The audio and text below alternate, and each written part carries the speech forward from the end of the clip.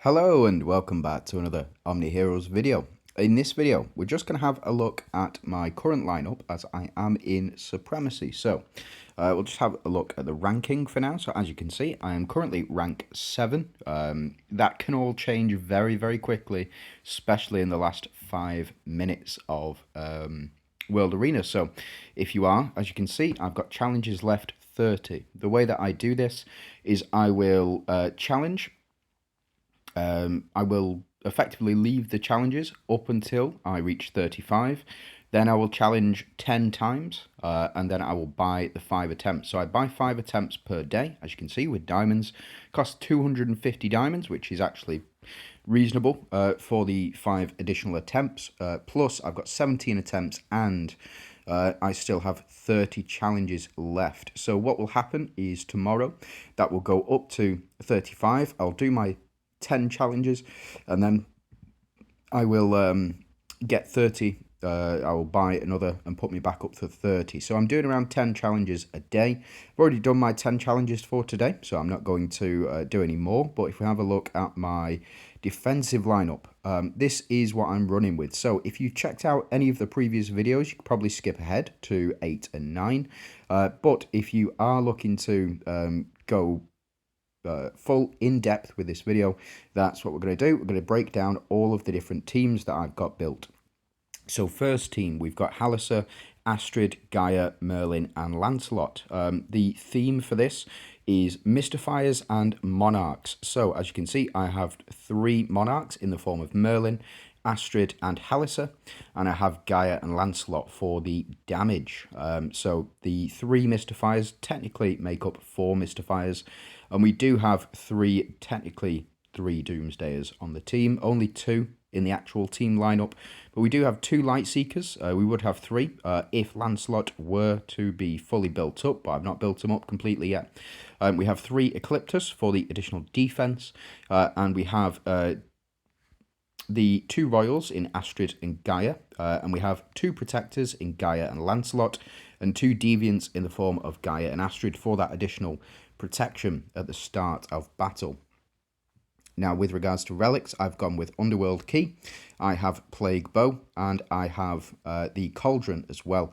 The Cauldron, really helpful in the matchup, specifically because Gaia reduces enemy speed by 30, so you get all of these off within round 1 before an enemy gets to make a move, and you get protection for that first round, so effectively you are you're safe for that first round until you move into round 2 and your corrode triggers go off, which usually do finish off 1 or 2 enemies. If there's no Celestials on the enemy team, like there isn't in this team, then they just go down. They just go straight down, and the reason for that is because when a Celestial dies, or when you have 2 Celestials on the team and 1 unit does die, it will remove all of the corrode from the rest of the enemy team as well. So the next team that we have is... Oh, well, before I move on, I do have the Stun artifact here. As you can see, Stun artifact to get even more protection in that first round. Now, second team, we do have 5 Royals. We have Eudora, Arthur, Elisha, Wukong, and Ophelia. We have 3 Ecliptus units on the team. We have 3 Deviants in the form of Wukong, Elisha, and Ophelia. We have 2 Dooms, technically 3, in the form of Arthur and Ophelia. We have 3 Ethereals in the form of Wukong, Elisha, and Eudora. We have 2 Enchanters. Where have you gone?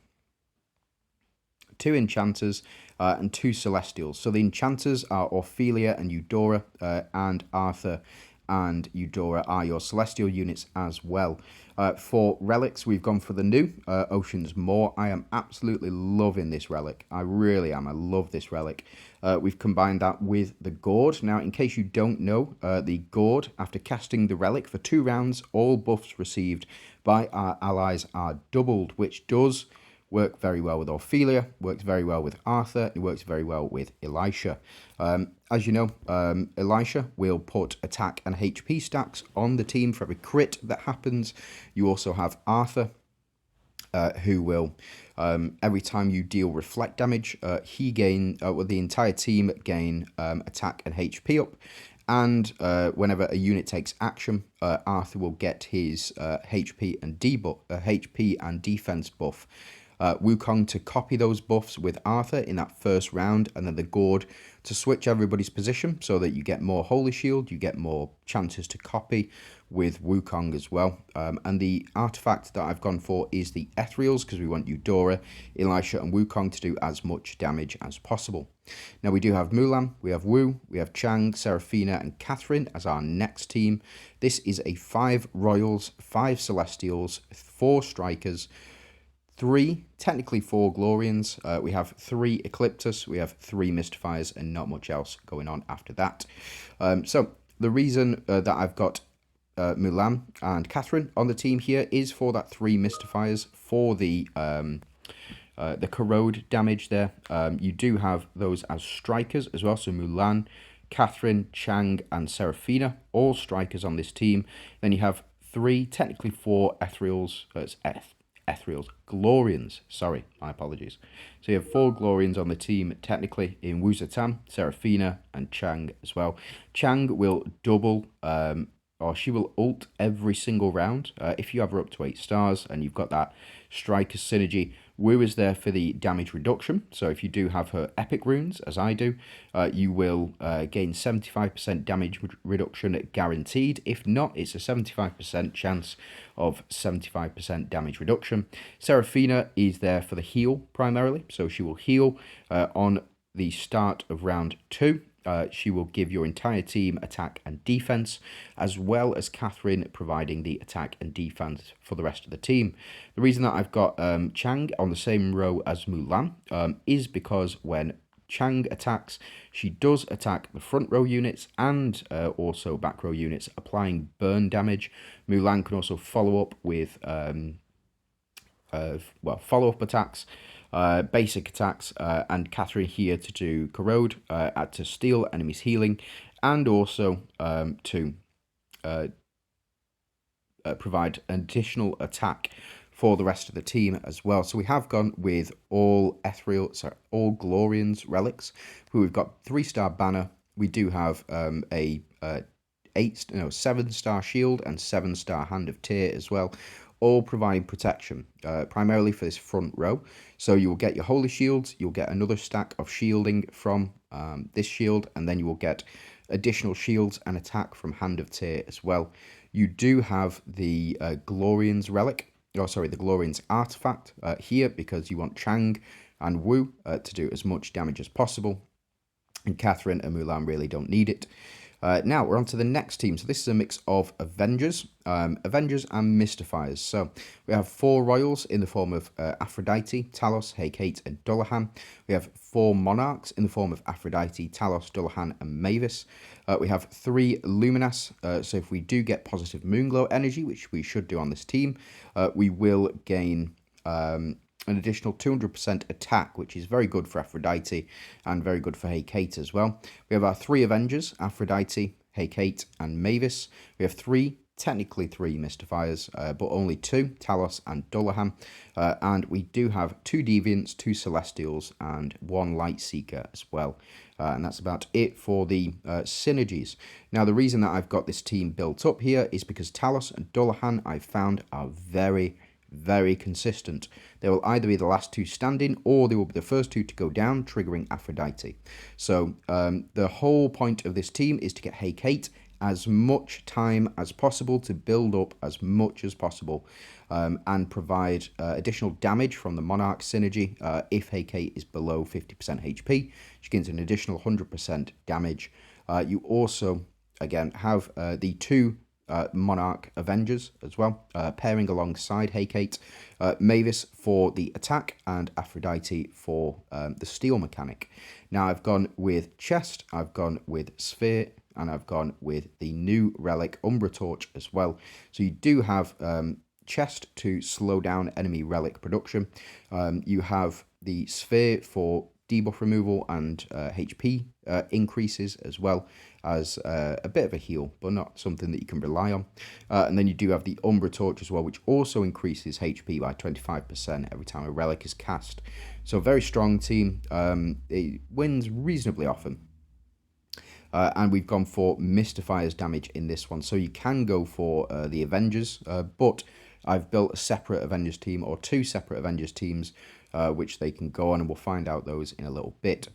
Now, we will go for this team. Should need no introduction if you are a subscriber to the channel. If you haven't subscribed, please do. I am looking to get to as many subscribers as possible, hit that 1,000 mark, so thank you very much for that. But this team, if you've been following my channel for any reasonable amount of time over this season, you will see that this team is absolutely fantastic. The reason that I love this team so much is the 3 phantoms that you've got on here. So we'll start from the top. We have 5 royals. We have Pandora, Elma, Hades, Dahlia, and Ayushta. As the royals, we have 3 Ecliptus on the team and 3 phantoms. So the phantoms, Elma, Dahlia, and Ayushta, really do make this team what it is. You could take out Hades, you could take out Pandora, and you could pop in 2 other, maybe monarchs. For example, Macaria and Vittoria. You could pop those 2 in.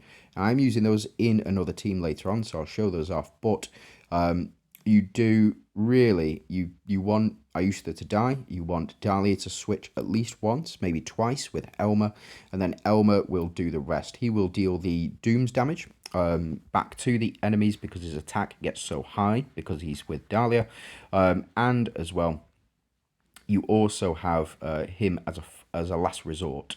So effectively, if the rest of the team go down, Elma will go down, and then he will bring back 2 others. Usually Hades and Dahlia, those 3 in the middle, make a very strong combination. Now, we also have 3 deviants in the form of Hades, Ayushta, and Pandora. We have 3, technically 3, but only 2 Dooms on the team in Dahlia and Ayushta. We have 3 Valianters on the team, and as you can see, relics have paired up nicely with them. And we have 2 Celestials on the team as well. So we do typically rely on Elma to do the business, and it's usually a battle of attrition with this team, so whoever lasts the longest. Unfortunately, Elma does typically last the longest. You do also have Hades to increase the execute threshold. So the execute threshold, typically, if I have a look on the Valianters here, the execute threshold is, I believe it's 20% in relics. Here we go. So Valiant synergy may attack the target with less than 20% HP. It has a 100% chance to execute the target. It's ineffective against elite and boss monsters. But with Hades on the team, you don't even need the Valiant's relics in order to trigger that execute effect. You can just have any unit or any Valiant touch a unit below 35% HP, and you will get that execute, which will then trigger Pandora. Fortunately, the execute triggers Pandora, and it is very, very strong. Pandora here for the double ultimates. So if Elma, if Dahlia, if Ayushta, Hades, or Pandora were to take down anybody, they will repeat that same action. That means that if Elma were to take somebody out on his first ultimate, then he would perform a second ultimate, which is the whole point. It's just build around Elma as much as possible, which is why we've gone for these relics. So as you can see, I've got the Death Scythe, I have the Mirror, and I have the Night's Edge as well.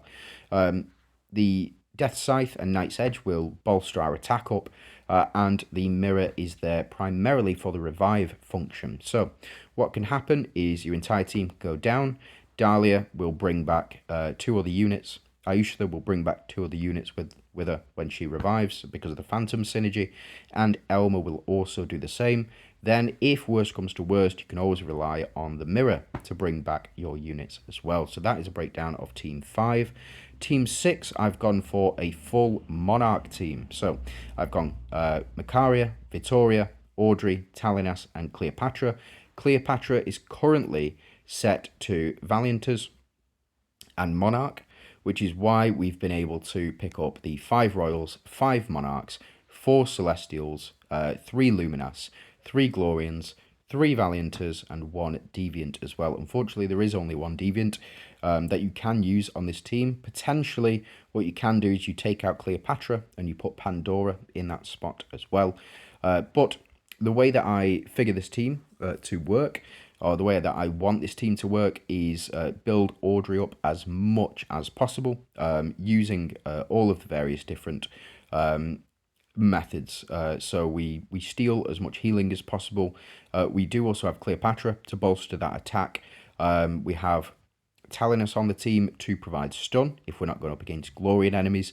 We also have Vittoria, who can bind if you have her runes. I could pick them up, but I'm not going to. And Macaria to do double ults and do absolutely massive damage when there's enough death on the battlefield. So it's a very simple team. You just want 5 monarchs. You want as many celestials as possible, and you want to give them as much attack as possible, which is what the Luminas synergy does. So for relics, we have gone for the crown, we have gone for the horn, and we have gone for the blades as well. So to get the or to get the execute mechanic available for Macaria, for Vittoria, and technically for Cleo, but more along the lines for those two. And I mean, it works very well. This setup. The crown will give additional damage to your horn, which already does actually quite a bit of damage. You'd be quite surprised at how much damage that horn does, especially when bolstered by the crown. And then also you can execute enemies using the blades. And it also gives additional attack as well. As for the artifact, I've gone for the healing artifact. So at the start of each round, all allies restore 25% HP. That plays into Audrey very well, but also works very well with the Monarch synergy as well. So because we've only got 5 Monarchs on the team, or because we do have 5 Monarchs on the team, we can effectively only lose a maximum of 30% HP per hit. So you can heal up. You can use this quite effectively, this heal. As well, you do have the Grace of Hunters on the team in the form of Audrey and Talinus as well. So you will be building up attack and defense every time you heal, and this does count towards the healing as well for that effect. And it also builds Audrey up to do as much damage as possible. Now, we do have Team 7. This is Eluin, Gloria, Lysandra, Nawi, and Karnak. I have gone for the Glorian Glorian Ethereal combo, and the reason that I've chose this lineup specifically is because of this. So as you can see, we've got 4 Royals on the team. We have 3 Strikers, 3 Glorians, 3 Ethereals, 2 Deviants, 2 Celestials, 1 Lightseeker as well. So we are looking to build up Nawi as much as possible. Typically, this team doesn't do altogether too well. I have seen it win, but it's not because of the merit of the team. This team is primarily just throwing as many units on as possible and hoping for the best, really. It is what it is. Now, we do have some synergy in the form of Gloria, Nawi, and Lysandra. We do have that striker synergy, so we are building up attack with this team. We do have Eluin, who can provide the awakening ability. If you have her runes, she provides additional attack to the team, as well as the awakening providing HP and defense.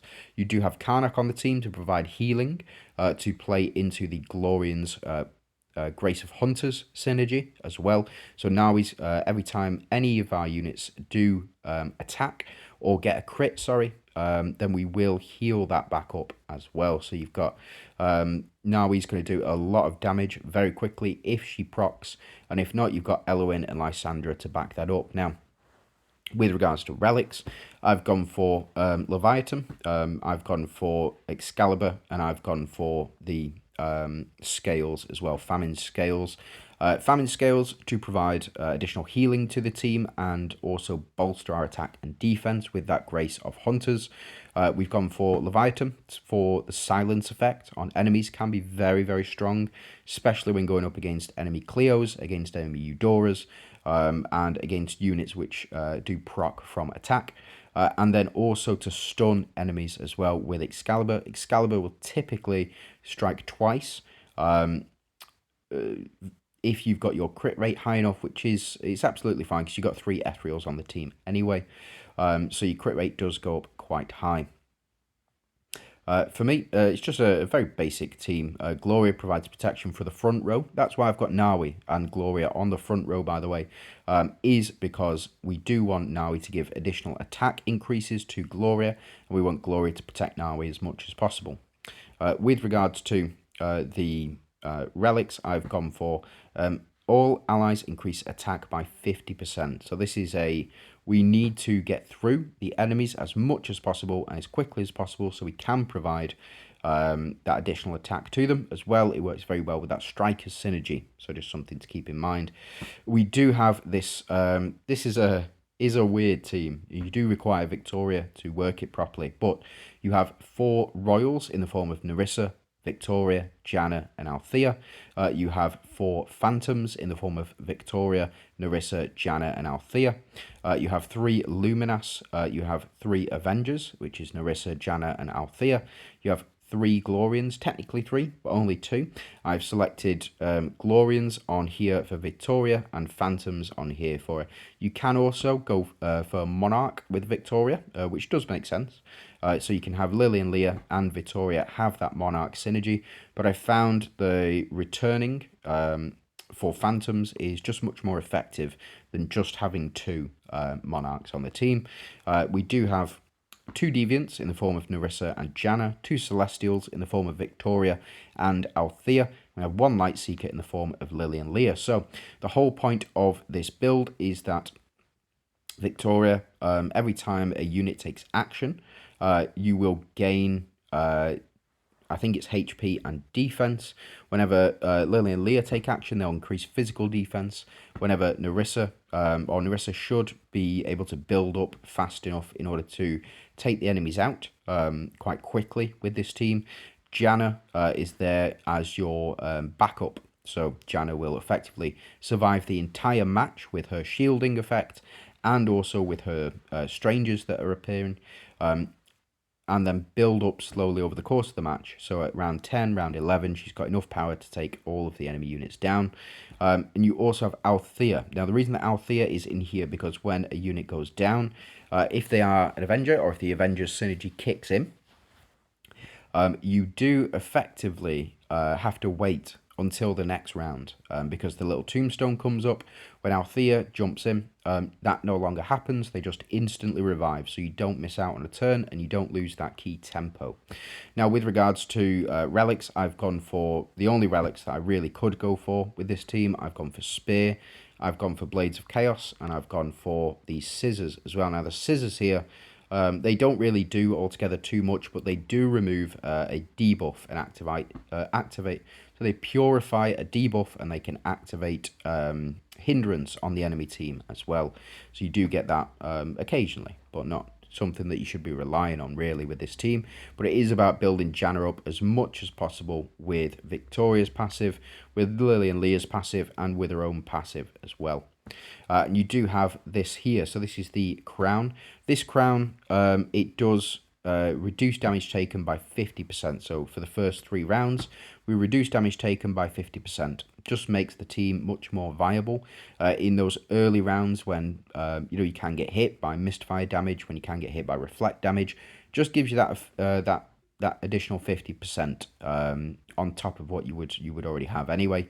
So it makes it a very formidable team, especially in the early rounds when you're not doing as much damage as you really want to, but you can survive and get through to round sort of 7, round 8 when Janna really pops off on this. And then finally we are through to this team 9 now. This is a team that I've been looking at all season, and the way that I have built this team, or the reason that I built this team, is because of the 5 enchanters. So you've got Helios and Athena from the Dooms faction, and you have Arkdina, Lachesis, and Dio-Chan from the enchanters faction. So you do have that enchanters synergy here. Now, a lot of people don't know, but when an ally unit deals damage, that is any damage, by the way, reflect, corrode. When an ally unit deals damage, there's a 40% chance to confuse the target. When dealing damage to a confused target, it temporarily increases damage boost by 100%.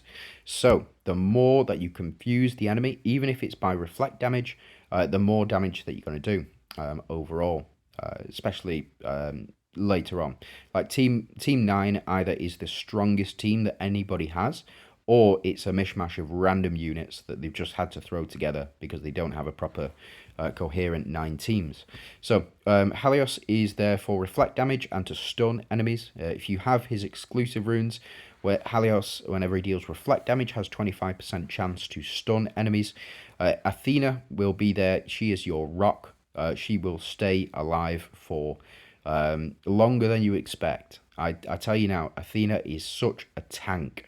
And then she also does a lot of damage when powered up by Diochan as well. So you do have Arkdina. Arkdina is a unit that I've been playing around with quite a bit recently. It's because I picked up her exclusive runes. Now I got two red and 2 epic for her. When the ally team's total number of revives is higher than 4, Arkdina gains repeated revival. This triggers more often than you would think. And at the start of the round, Arkdina has 33% chance to apply 1 stack of Plague to 3 random targets.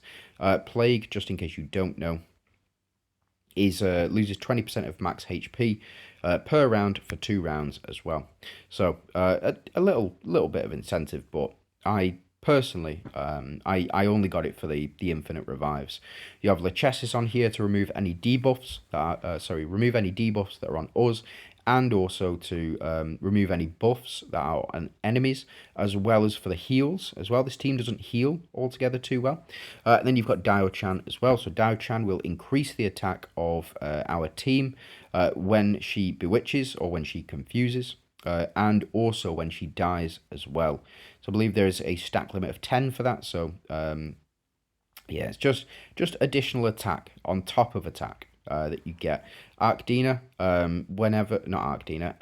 sorry, whenever you or whenever an ally is dealt damage, where's she gone? Here she is. Whenever an ally is dealt damage, she puts 2 stacks, or she has 50% chance to put 2 stacks. She will definitely put 1 stack on of attack boost. Yeah, when an ally receives an active attack, there's 50% chance to gain 1 stack of attack boost for 3 rounds, and the stack limit is increased by 5 for all of our allies. So in effect, at the moment, 75% chance to gain 1 stack of attack boost for 3 rounds. That's whenever you take any damage. So very good against multiple attackers like Wukong, like Mulan. For example, those 2 do multiple attacks per round, and Athena can counter that very well with this. She also gives physical damage reduction. Now, physical damage reduction, it blocks about half the meta, because you do have units like Eudora, Arthur, you have units like Nawi, who do physical damage, and a lot of physical damage as well. It doesn't block units like Dahlia, for example, or Gaia. It doesn't block those units, but it does provide that physical damage reduction, which is what you're looking for.